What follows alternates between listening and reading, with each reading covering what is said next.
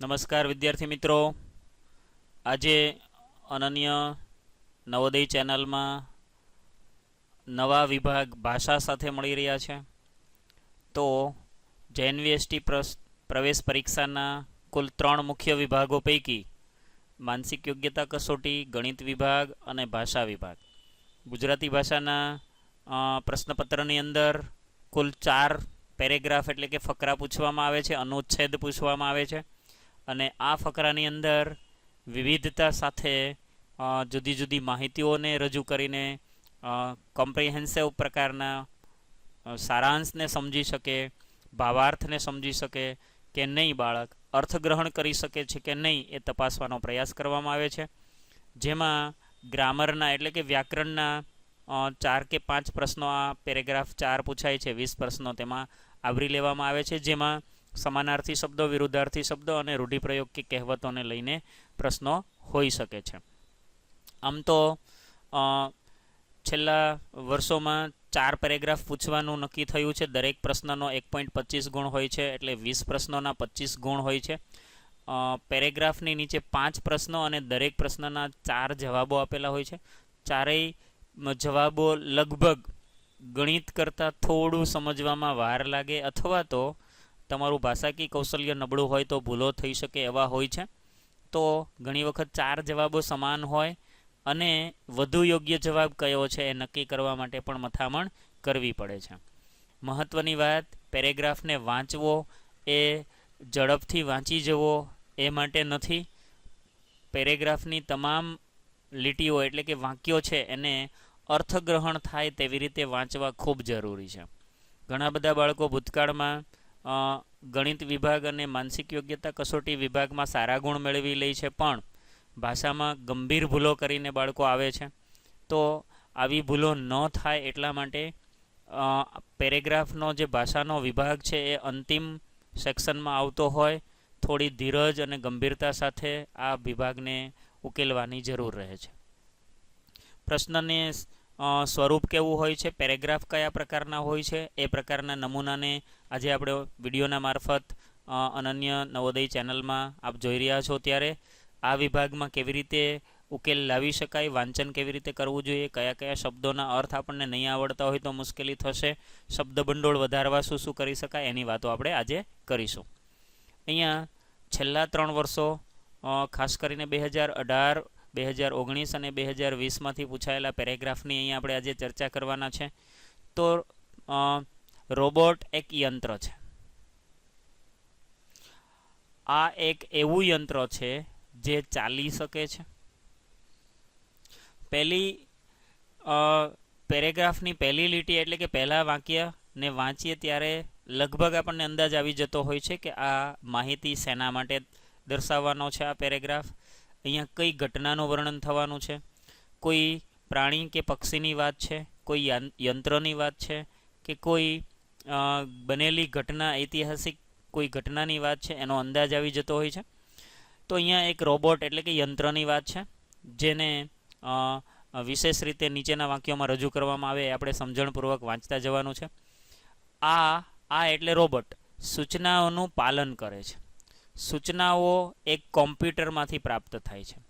Robot છે એ માનવ જેવું એક યંત્ર છે અને એ યંત્ર કોમ્પ્યુટરના આદેશનું પાલન કરે છે. કેમ કે આ એક યંત્ર છે. યંત્ર એટલે મશીન. યંત્રનો અર્થ નહીં ખબર હોય તો મુશ્કેલી આગળ જતાં પડી શકે. તો શબ્દોના અર્થ મગજમાં લાવતા જવાના છે ને વાક્યને જરૂર પડે તો એક કરતાં વધારે વાર પણ વાંચવું જોઈએ.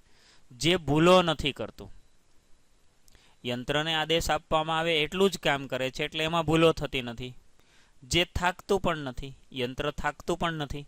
માણસ છે એની એનર્જી ખતમ થાય, પ્રાણીની એનર્જી ખતમ થાય એટલે થાકી જાય છે, પણ યંત્ર થાકતું નથી અને ક્યારેય ફરિયાદ પણ કરતું નથી. વિદ્યાર્થીઓ હોમવર્ક વધારે પડતું આપવામાં આવે તો ફરિયાદ કરતા હોય છે, મમ્મી પપ્પાએ વિશેષ કામ આપ્યું હોય તો ફરિયાદ કરતા હોય છે, પણ આ રોબોટ ક્યારેય ફરિયાદ કરતું નથી કે હું આ કામ હવે નહીં કરું, હું થાકી ગયો છું. કેટલાક રોબોટ્સના ઉપયોગ વસ્તુઓ બનાવવામાં થાય છે. અહીંયા વિશેષ વાતો હવે શરૂ થઈ રહી છે, એલર્ટ બનવાની જરૂર છે. ઘણા બધા બાળકોએ આ વાતો સાંભળી ન હોય અને મોટાભાગે એવા જ પેરેગ્રાફ પૂછાતા હોય છે કે જે વાતો આપણે અગાઉ ક્યારેય સાંભળી કે જોઈ ન હોય. રોબોટ કાર બનાવવામાં મદદનીશ છે. ચલો, કાર બનાવવામાં મદદનીશ છે એવું ધ્યાને આવ્યું એટલે આપણે અહીંયા કાર ઉપર રાઉન્ડ કરી દઈશું. રોબોટ્સનો ઉપયોગ વસ્તુ બનાવવામાં થાય છે, એટલે એકલી કાર નહીં, ઘણી બધી વસ્તુઓ બનાવવામાં થતું હશે. એ પણ લીટી કરવા જેવો મુદ્દો છે, ધ્યાને દોરવા જેવો મુદ્દો છે. અહીંયા ભૂલો નથી કરતું, એ પણ ધ્યાને દોરવા જેવો મુદ્દો હતો, એટલે આપણે અમુક વાક્યોની નીચે અંડરલાઇન પેનથી કરતા જઈએ. કેટલાક રોબોટ જ્વાળામુખી જેવા ખતરનાક સ્થળોની શોધમાં કામ કરે છે. હવે જ્વાળામુખી શું છે એ ખ્યાલ નહીં હોય તો અહીંયા આ વાક્યનો અર્થ નહીં સમજાય. ઘણા બધા બાળકો ટીવીના માધ્યમથી ન્યૂઝમાં જોતા હોય છે, અમુક જમીનમાંથી અંદરથી લાવા રસ, ધગધગતો રસ નીકળતો હોય છે અને ત્યાં પર્વત જેવી રચના થાય છે. જોકે તમે સામાજિક વિજ્ઞાનના ભૂગોળ સેક્શનની અંદર આગળ ભણવાના છો, પણ આની વાતો બહુ સાંભળી ન હોય તો જ્વાળામુખી શું છે ખ્યાલ ન હોય તો થોડી માહિતી આપણે મેળવવી જરૂરી છે. તો જમીનમાંથી ધગધગતો રસ બહાર નીકળે છે, જે લાવા કહેવાય છે, અને એના કારણે પર્વતોની રચના થાય છે. તો એવા ખતરનાક સ્થળોએ ક્યાં જ્વાળામુખી ફાટી નીકળે એવી જમીન છે કે જમીનમાં એવી કોઈ રચના છે, એ તપાસવામાં માણસો કે બીજા પ્રાણીઓને જોખમમાં ન મૂકવા પડે એટલા માટે રોબોટ આવા સ્થળો ખતરનાક છે, જોખમી છે, ગમે ત્યારે અકસ્માત સર્જી શકે એવા છે, એટલે એને ખતરનાક સ્થળો કીધા છે. કેટલાક રોબોટ્સનો ઉપયોગ વસ્તુઓને સાફ કરવામાં પણ થાય છે. તો વસ્તુની સફાઈમાં પણ આ રોબોટ્સનો ઉપયોગ થાય છે. કડકડાટ વાંચી જવું એ પેરેગ્રાફ વાંચવા જેવું નથી. કેટલાક રોબોટ્સનો ઉપયોગ વસ્તુઓને સાફ કરવામાં થાય છે. આ રોબોટ તમારા ઘરની સફાઈ કરવામાં મદદ નહીં થઈ શકે. આટલું ઝડપથી વાંચવાનો કોઈ અર્થ નથી. એક એક વાક્યને સમજવા માટે વાંચ્યા પછી એને વાગોળવો, યાદ કરો કે શું વાંચ્યું, શું કહેવા માગે છે, એનો અર્થ શું છે. આ અગત્યની વાતો સાથે જો પેરેગ્રાફનું વાંચન થશે તો જ તમે બધા પ્રશ્નોના સાચા જવાબ આપી શકશો. આ રોબોટ તમારા ઘરની સફાઈ કરવામાં પણ મદદનીશ એટલે મદદગાર થઈ શકે છે. કેટલાક રોબોટ્સ શબ્દોની ઓળખાણ પણ કરી શકે છે. તમે બધાએ કોમ્પ્યુટરના માધ્યમથી ઘણી બધી મોબાઈલ એપ્લિકેશનોમાં જોયું હશે તો એમાં ઘણી વખત રોબોટ્સ પણ ગેમ સુધી પહોંચી જતા હોવાના કારણે એમાં જુદા જુદા કોડ આપવામાં આવે છે. એ કોડ ટાઈપ કરવાનું કહેવામાં આવે છે. ઘણી વખત ચિત્રોને ઓળખવાનું કહેવામાં આવે છે, જેથી કરીને માણસની જગ્યાએ કોઈ રોબોટ્સ છે કોઈ એપ્લિકેશનમાં ખૂબ ઊંડાણપૂર્વક અભ્યાસ ન કરી શકે.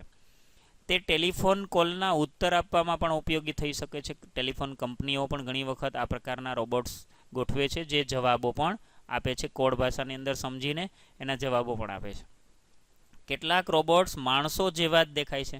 તમે મોટાભાગે ટીવી ઉપર જોયા હશે, સિરિયલોમાં જોયા હશે, એ માણસો જેવો જ આકાર એનો આપવામાં આવે છે. પણ બધા જ રોબોટ માણસો જેવા નથી. કેટલાક શબ્દનો અર્થ સમજવાનો છે. બધા જ રોબોટ્સ માણસ જેવા હોતા નથી. કેટલાક રોબોટ્સનો આકાર માણસો જેવો બનાવવામાં, હાથ પગ જેવો, માથું એ પ્રકારનો બનાવવામાં. વધુ પડતા રોબોટ્સ મશીન જેવા જ દેખાય છે, મશીન ટાઈપના જ હોય છે. એટલે કે મોટા ભાગે તો મશીન જેવા જ હોય છે, પણ કેટલાકને માણસ જેવો આકાર આપવામાં આવે છે. છેલ્લી 3 લાઈન, જ્યોર્જ દેવોલને સન 1954માં પહેલો રોબોટ બનાવ્યો. 1954માં પહેલો રોબોટ બનાવવામાં આવ્યો. આજથી આશરે એમ કહી શકાય કે 67 વર્ષ પહેલાં. તેને યુનિમેટ નામ આપવામાં આવ્યું. એ રોબોટનું નામ પણ આપવામાં આવ્યું હતું, યુનિમેટ. આનો ઉપયોગ પહેલો જે રોબોટ બન્યો એ કાર બનાવવામાં થયો હતો. કારના સ્પેર પાર્ટ જલ્દી એ લગાવી આપે અને યાંત્રિક રીતે કોઈ ભૂલ વગર લગાવી આપે. ભવિષ્યમાં ઘણા એવા રોબોટ જોવા મળશે. હવે ભવિષ્યની વાત આવી છે, હવે પછીના સમયમાં જોવા મળશે એવું કીધું છે ભવિષ્યવાણી. જે આગ બુઝાવવામાં કામ લાગશે, યુદ્ધ લડવામાં પણ અને બીમારીથી લડવામાં પણ. કોરોના કાળની અંદર આપે ઘણા બધા સમાચારની અંદર જોયું હશે કે હોસ્પિટલોમાં માણસોને ચેપ ન લાગે, નર્સ અને ડૉક્ટર્સને ચેપ ન લાગે એ માટે મોટાભાગની દવાઓ અને જમવાનું પીરસવા માટે રોબોટ્સનો ઉપયોગ થઈ રહ્યો છે. તે જીવનને વધુ સુંદર બનાવવામાં મદદરૂપ થશે. ભવિષ્યમાં આ બધી ક્રિયાઓની સાથે સાથે જીવન ઉપયોગી ક્રિયાઓ સાથે પણ રોબોટ્સ જોડાશે અને કદાચ ભવિષ્યમાં ઘરકામ કરવા માટે પણ રોબોટ્સ હશે એવી કલ્પના અહીંયા રજૂ કરવામાં આવી છે. ચલો, અહીંયા આ પ્રકારના પેરેગ્રાફ પછી 5 પ્રશ્નો પહેલા રોબોટનો ઉપયોગ પછી જવાબ શોધવાનો છે.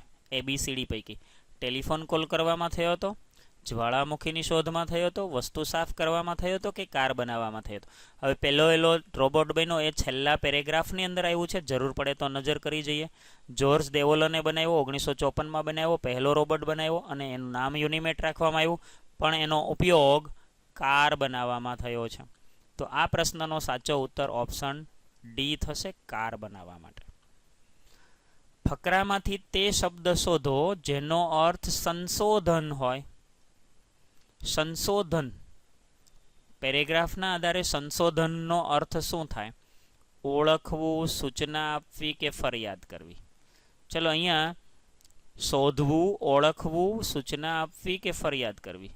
સંશોધન શબ્દ પેરેગ્રાફમાં ક્યાંય આવ્યો છે કે નહીં ચેક કરી જવાય, અને જો ન આવ્યો હોય તો સંશોધનનો અર્થ શું થઈ શકે એ પ્રકારે જવાબ આપવાનો થાય છે. ચલો અહીંયા કોમ્પ્યુટરની વાત છે, રોબોટની વાત છે, એમાં શોધ શબ્દ આવ્યો છે. જ્વાળામુખીની શોધમાં, સ્થળોની શોધ માટે થાય છે, એટલે અહીંયા સંશોધનનો અર્થ શોધી કાઢવું એવો થશે. માટે ઓપ્શન એ આ પ્રશ્નનો સાચો જવાબ છે. પ્રશ્નક્રમ આગળ જોઈએ તો ખતરનાક શબ્દનો વિરોધી શબ્દ કયો?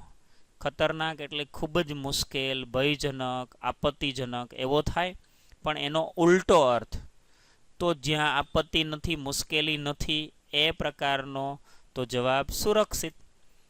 રોબોટ્સ જ્યાં જ્વાળામુખીની શોધ કરવા જાય છે ત્યાં જોખમ છે, ખતરનાક જગ્યા છે, પણ બિલકુલ ક્યાંય માણસને જાનહાનિ કે અકસ્માત થાય એમ જ ન હોત તો ત્યાં તો નાના બાળકને મોકલી શકાત. અને નાના બાળકને ક્યારે મોકલી શકાત? તો કે એ જગ્યા સુરક્ષિત હોય તો મોકલી શકાય. તો ખતરનાકનો વિરોધી અહીંયા આ પેરેગ્રાફને અનુરૂપ કરવા જઈએ તો સુરક્ષિત થાય છે. આમ ભાષા વિભાગમાં પેરેગ્રાફની સાથે સાથે વ્યાકરણ વિભાગને જોડીને પ્રશ્નો કરવામાં આવે છે. પહેલો રોબોટ ક્યારે બનાવવામાં આવ્યો? પેરેગ્રાફની અંદર તમે આંકડાકીય માહિતીને બરાબર ઓળખી લ્યો છો કે નહીં એને ધ્યાને લઈને આ પ્રશ્ન છે. તો પેરેગ્રાફમાં 1954માં પહેલો જોર્જ દેવોલને રોબોટ બનાવ્યો યુનિમેટ નામનો એ વાત આવી છે. તો અહીંયા 1954 ઓપ્શન એ સાચો જવાબ છે. લાસ્ટ ક્વેશ્ચન, પહેલા વાસ્તવિક રોબોટનું નામ શું હતું? જાયન્ટ આર્મ નહોતું, રોબોટ નહોતું, સ્પેશિયલ નહોતું, યુનિમેટ એ આ પ્રથમ બનાવેલા રોબોટનું નામ હતું. તો ઓપ્શન બી ઘૂંટીને આ પ્રશ્નનો સાચો ઉત્તર આપવો જોઈએ. અહીંયા ક્રમ અડાવડા લીધા છે, તો આપણે 15મા ક્રમે જો આ પ્રશ્ન પૂછાયો હોય તો 15મા પ્રશ્નની સામે બી ઘૂંટીને જવાબ અંકિત કરવો જોઈએ. વધુ એક માહિતીજન્ય પેરેગ્રાફ લઈને સમજવાનો પ્રયત્ન કરીએ. ફકરો બીજો, લીમડાનું ઝાડ તેના બીજ, છાલ અને પાંદડાના ઔષધિ લાભોના કારણે આ વૃક્ષને ગામડાનું ઔષધાલય કહેવામાં આવે છે. લીમડાના વૃક્ષ અને ઝાડ માટે બે શબ્દ આવ્યા છે. આ બંને સમાનાર્થી શબ્દો છે. લીમડાના વૃક્ષની બીજ, છાલ અને પાંદડાની વાત કરવામાં આવી છે. ઔષધીય એટલે દવા તરીકે,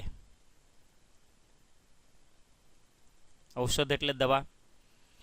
ઔષધાલય એટલે દવાઓ જ્યાંથી મળે છે કે સારવાર જ્યાંથી મળે છે. ઔષધાલય એટલે દવાખાનું એવો અર્થ પણ કરી શકાય. ગામડાનું ઔષધાલય કોને ગણવામાં આવે છે? તો કે લીમડાના વૃક્ષને ગામડાનું ઔષધાલય ગણવામાં આવે છે. ગામડાના લોકો લીમડા પાસે દવા લે છે એમ કહી શકાય. સંસ્કૃતમાં આને અરિષ્ટ કહેવામાં આવે છે, જેનો અર્થ નિર્દોષ, નષ્ટ ન થવાવાળો અને પૂર્ણ એવો થાય છે. અરિષ્ટનો અર્થ અહીંયા સરસ મજાનો સંસ્કૃત વર્ડ છે એનો આપ્યો છે. નિર્દોષ, નષ્ટ ન થવાવાળો અને પૂર્ણ એવો અર્થ થાય છે. જીવજંતુને નિયંત્રણ કરવામાં લીમડાનું તેલ મહત્વપૂર્ણ ભાગ ભજવે છે. જીવજંતુ એટલે કીટાણુઓ, નુકસાન કરતા જીવાણુઓ કે જંતુઓ, ઘણી બધી જગ્યાએ હોય, માણસના શરીરની અંદર પણ હોય, પ્રાણીઓના શરીરની ઉપરના ભાગે પણ હોય, અને વનસ્પતિ ઉપર કે ખેતીના પાક ઉપર પણ હોય. તો એ તમામ જગ્યાએ લીમડાનું તેલ મહત્વનો ભાગ ભજવે છે. એ એવું આ વાક્યનું સૂચન છે. આનો ઉપયોગ મચ્છર નિવારણના વિકલ્પના રૂપમાં પણ કરવામાં આવે છે. એટલે કે લીમડાનું તેલ છે એને મચ્છર ભગાડવા માટે પણ ઉપયોગી ગણવામાં આવે છે. લીમડાના બીજનો ખોળ ખાતરના રૂપમાં ઉપયોગ થાય છે. ચાલો, ખોળ શેમાંથી બન્યો છે? તો કે બીજમાંથી ખોળ બન્યો છે. લીંબોળીની અંદરથી નીકળતું બીજ છે એ એનો ખાતરના રૂપમાં ખોળ બનાવવામાં આવે છે. લીમડાના પાંદડાનો લેપ અછબડાની સારવારના કામમાં આવે છે. કોઈ બાળકોને અછબડા નીકળ્યા હોય ચામડી ઉપર, તો એના પાંદડાનો લેપ કરવામાં આવે છે. તો પાંદડાનો લેપ અછબડામાં, બીજનો ખોળ ખાતર બનાવવામાં, આમ જુદા જુદા પ્રયોગો થઈ રહ્યા છે લીમડાના. લીમડાની ડાળીઓ, જેને સામાન્ય રૂપે દાંતણ કહીએ છીએ, મોટાભાગે ગામડાના બાળકો છે એ લીમડાનું દાંતણ ક્યારેક તો જોયું જ હશે અને દાંતણ કર્યું પણ હશે બ્રશની જગ્યાએ. તો અહીંયા દાંતણ, લીમડાના દાંતણની વાત ડાળીઓ મારફતથી બને છે એની વાત કરવામાં આવી. ગામડાઓમાં તેનો દાંતના બ્રશના રૂપમાં ઉપયોગ થાય છે. પશુઓ એટલે કે જાનવરોની ચામડી ઉપર વળગી રહેનારા જીવડા, જેને ઝીંગોડી, ઢોર ઝીંગોડી કહેવામાં આવે છે, અને ચાંચડ કહેવામાં આવે છે. આ બે પ્રકારના જીવડા જે પ્રાણીઓના શરીર ઉપર ચોંટેલા જ રહે છે અને એમનું લોહી પીતા હોય છે, એને સટકાવવામાં એટલે કે નિયંત્રણ કરવા માટે લીમડાની છાલ અને મૂળનો ઉપયોગ પણ ચૂર્ણના રૂપમાં થાય છે. બરાબર, એના માટે છાલનો ઉપયોગ થાય છે. ઢોરના શરીર ઉપર ઝીંગોડી અને ચાંચડ નામના જંતુઓ જેને નુકસાન કરે છે પશુઓને, એને એના ઉપર છાલનો અને મૂળનો લેપ અથવા ચૂર્ણના રૂપમાં એનો ઉપયોગ કરવામાં આવે છે. આમ વિવિધ લીમડાના અંગો, પર્ણ, છાલ, મૂળ અને એના બીજ, આ તમામનો ઉપયોગ શું થઈ શકે, ગામડા માટે ઔષધાલય શા માટે છે, બધી જ વાતો, અને સંસ્કૃતમાં એને અરિષ્ટ શા માટે કીધું છે એની વાતો અહીંયા લીમડાને લઈને કરવામાં આવી છે. હવે ઔષધાલય છે કોણ, શું? ઔષધ ભંડાર, ખેતર, રમતનું મેદાન કે ફાર્મ હાઉસ? તો કે ઔષધાલય એટલે અર્થ અહીંયાનો પૂછવામાં આવ્યો છે. તો કે ઔષધ ભંડાર. ઔષધ ભંડાર એટલે કે દવાનો ભંડાર. ખેતર શબ્દ નહીં આવે, રમતનું મેદાન નહીં આવે, ફાર્મ હાઉસ નહીં આવે. ઔષધાલયનો અર્થ આમ તો સમાનાર્થી શબ્દ જ પૂછવામાં આવ્યો અથવા શબ્દાર્થ જ પૂછવામાં આવ્યો વ્યાકરણની દ્રષ્ટિએ જોઈએ તો. લીમડાના વૃક્ષનો કયો ભાગ ખેડૂતો માટે ઉપયોગી છે? ખેડૂતોની વાત આવી તો ખોળનો શું બનાવવામાં આવે છે? ખાતર બનાવે છે. અને ખોળ શેમાંથી બન્યો છે? બીજમાંથી. તો બાકીના જવાબો છે એ યોગ્ય નહીં બને. ડાળીમાંથી દાંતણ બન્યું, છાલમાંથી પશુઓ માટેની દવા કે ચૂર્ણ બન્યું, પાંદડાઓ છે એ એનો ધુમાડો કરીને મચ્છર જેવા જંતુઓને બગાડવામાં કામ આવે છે, ઘણું બધું. પણ બીજનો ઉપયોગ ખેડૂતો કરે છે અને એનું ખાતર બનાવવામાં આવે છે, ખોળનો ખાતર બને છે. પ્રશ્ન ક્રમ 3. નીચેનામાંથી કયો શબ્દ નિર્દોષનો સમાનાર્થક શબ્દ નથી? સમાનાર્થક એટલે સમાનાર્થી, અને નથી એટલે સમાનાર્થી નથી. બરાબર? ચાલો, નિર્દોષ, દોષ વિનાનું એટલે નિર્દોષ એ સમાનાર્થી જ છે.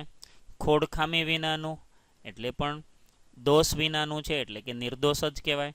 બે જોડ કે સાંધા વગરનું, સાંધા વગરનું એટલે પણ જોડ વિનાનું, દોષ વિનાનું એટલે નિર્દોષ જ કહેવાય. પણ કદરૂપું એ નિર્દોષનો સમાનાર્થી નથી. કદરૂપું જેનું રૂપ સારું નથી એને, બરાબર, તો એ નિર્દોષનો સમાનાર્થી નથી. માટે ઓપ્શન ડી એ આ પ્રશ્નનો સાચો ઉત્તર ગણાશે. ફકરામાં જીવજંતુનો અર્થ શું? આ પેરેગ્રાફ પણ તમે જોયું હશે કે મોટાભાગે સમાનાર્થી વિરુદ્ધાર્થી શબ્દોને લઈને પ્રશ્નો બને છે. જીવજંતુનો અર્થ ક્રોધી વ્યક્તિ નહીં થાય, ગંદુ પાણી નહીં થાય, પ્રદૂષણ નહીં થાય. શું થશે? પાકને નષ્ટ કરવાવાળા જંતુઓ એવો થશે. અને એવું ઓપ્શન એ ઘૂંટીને આપણા જવાબને અંકિત કરીશું. આ ફકરાનો છેલ્લો પ્રશ્ન. ગામડાઓમાં લીમડાનો ઉપયોગ દાંતના બ્રશના રૂપમાં કરવામાં આવે છે, પછી કાંઈ લખ્યું નથી, બરાબર. તો દાંતનું બ્રશ શેનું બને છે? મૂળનું બને છે, પાંદડાનું બને છે, શેનું? મૂળનું, પાંદડાનું, બીજના ખોળનું નહીં, ડાળીઓમાંથી દાંતણ બનાવવામાં આવે છે. અને પેરેગ્રાફના પહેલા સેક્શનની અંદર જ આ વાત આવી ગઈ છે. ગામડાનું ઔષધાલય છે, ગામડાના લોકો કઈ કઈ વસ્તુનો ઉપયોગ કરે છે, મચ્છર ભગાડવા, જીવજંતુ માટે, ખેડૂતો ખોળ તરીકે, ખાતર બનાવીને. તો આવી જુદી જુદી વાતો છે, પેરેગ્રાફમાં જરૂર પડે તો બીજી વખત એ જોઈ જવી જોઈએ અને આ પ્રકારે પ્રશ્નનો ઉત્તર આપવો જોઈએ. અંતિમ પેરેગ્રાફ તરફ આગળ વધીએ. અંતિમ વર્ષોમાં પૂછાયેલો તંદુરસ્ત એટલે કે કાર્યક્ષમ. જો વાંચનમાં ભૂલો તો પેરેગ્રાફ સમજાય નહીં તો શબ્દોના અર્થ ન નીકળે અને વાક્ય સમજણ ન થવાથી સારગ્રહણ કે અર્થગ્રહણ ન થાય અને એના કારણે પ્રશ્નોના જવાબ પણ નહીં આવડે. એટલે પ્રયાસ એવો થવો જોઈએ કે દરેક વાક્યને સમજવાનો, એના રહેલા શબ્દો જો કૌંસમાં અર્થ આપ્યો હોય તો બંને રીતે બોલવાનો. તંદુરસ્ત એટલે કે કાર્યક્ષમ એમ વાંચવું જોઈએ. અને સ્વસ્થ એટલે કે નિરોગી રહેવા માટે તમારે શારીરિક રૂપથી સક્રિય એટલે કે ક્રિયાશીલ રહેવું જોઈએ. ક્રિયાશીલ, કાર્યશીલ, કામ કરતા રહેવું જોઈએ. નિયમિત શારીરિક પ્રવૃત્તિથી વજન વધવું, હૃદય રોગ, કેન્સર, માનસિક રોગ, મધુમેહ અને ગઠિયા જેવા રોગોથી રક્ષણ મળે છે.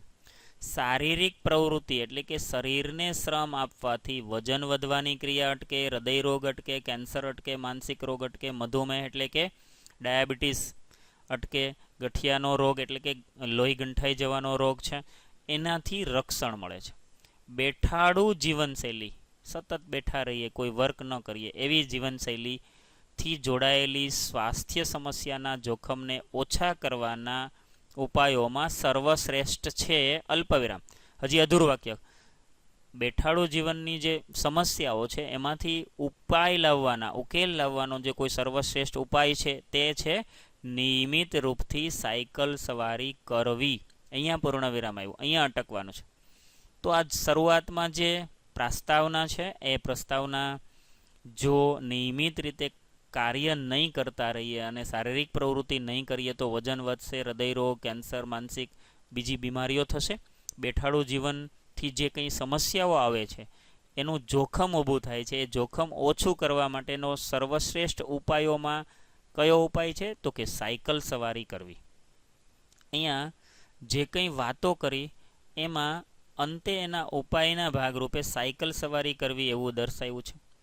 સાયકલ ચલાવવાથી સ્વસ્થ, ધીમી અસરવાળી એક કસરત છે. સાયકલ ચલાવવી એ સ્વસ્થ છે અને ધીમી અસર, તરત જ એનો ફાયદો કે નુકસાન કશું જ નહીં દેખાય. એ ધીમી અસરવાળી કસરત છે જેનો આનંદ નાના બાળકોથી લઈને મોટી ઉંમરના વયસ્ક સુધી બધા ઉઠાવી શકે. એટલે કે ઉંમર નાની હોય બાળકોથી લઈને વયોવૃદ્ધ વ્યક્તિઓ પણ સાયકલ ચલાવવાનો આનંદ ઉઠાવી શકે છે. આ આનંદદાયક છે, ઓછી ખર્ચાળ હોવાને સાથે સાથે પર્યાવરણ માટે પણ સારી છે.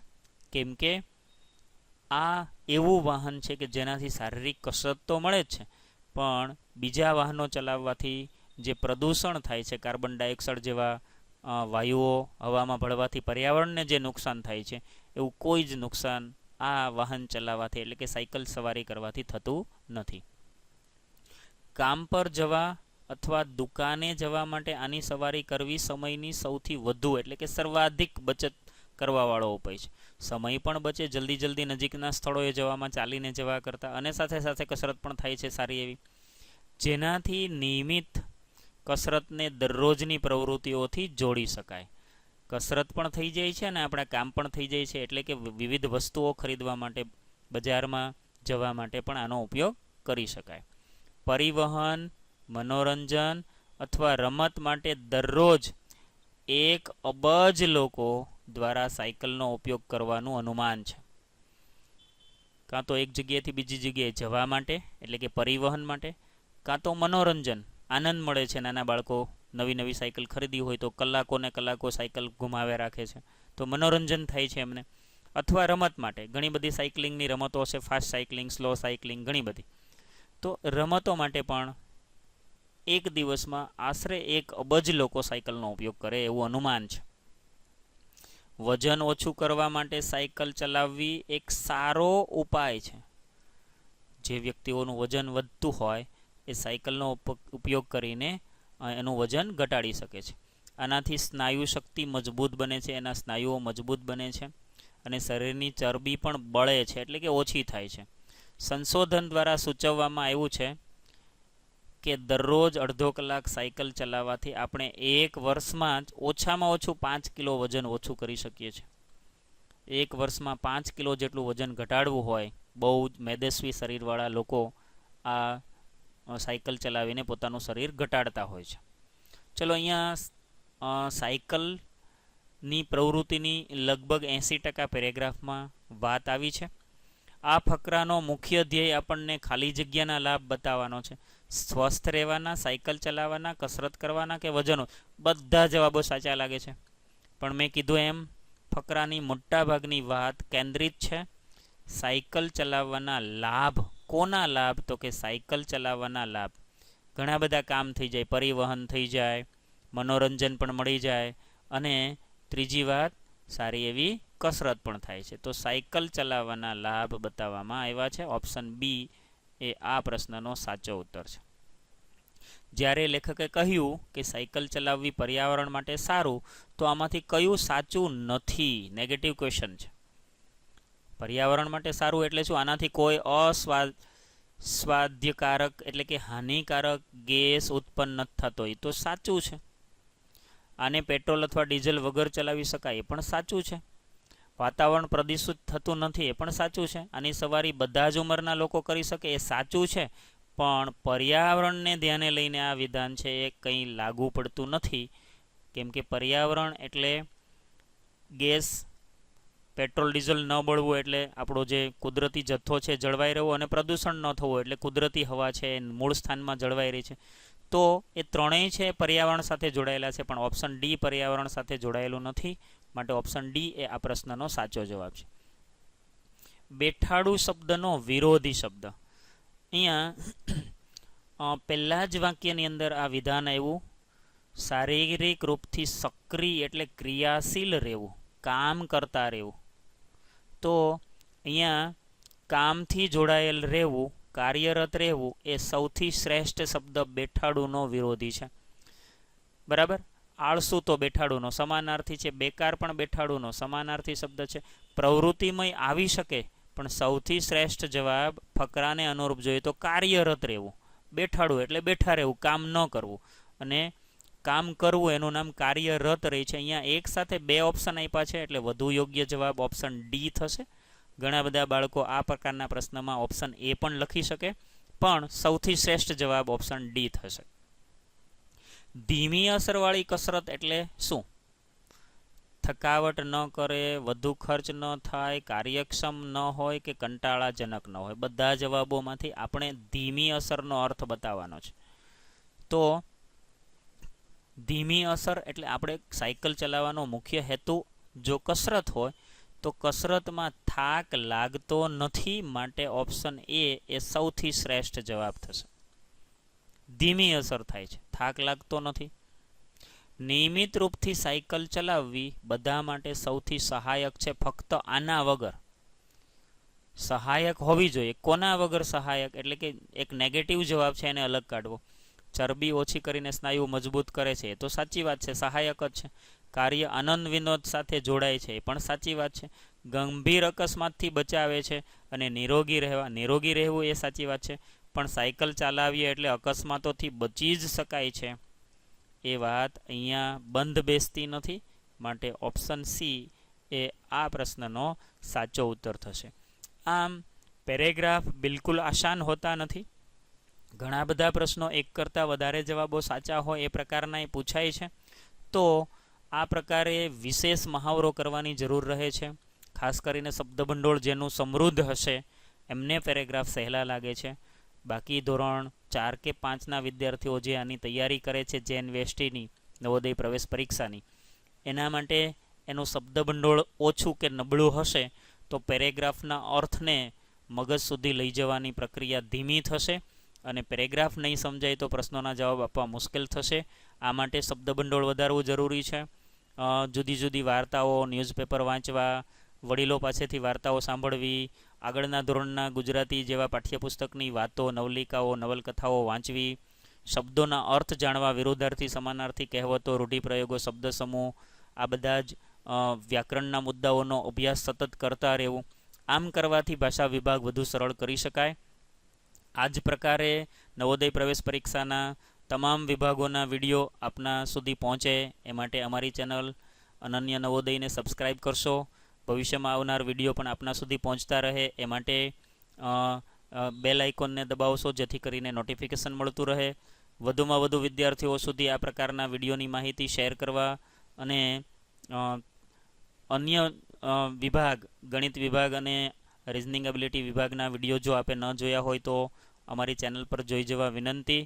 અને વધુમાં વધુ વિદ્યાર્થીઓ ગુજરાતના લાભ લે એવો પ્રયાસ કરવા અમે જઈ રહ્યા છે, ત્યારે આપના ભાગે લાઈક અને શેર કરી વિદ્યાર્થીઓ સુધી પહોંચાડવામાં મદદરૂપ થશો એ જ આશા સહ. ધન્યવાદ.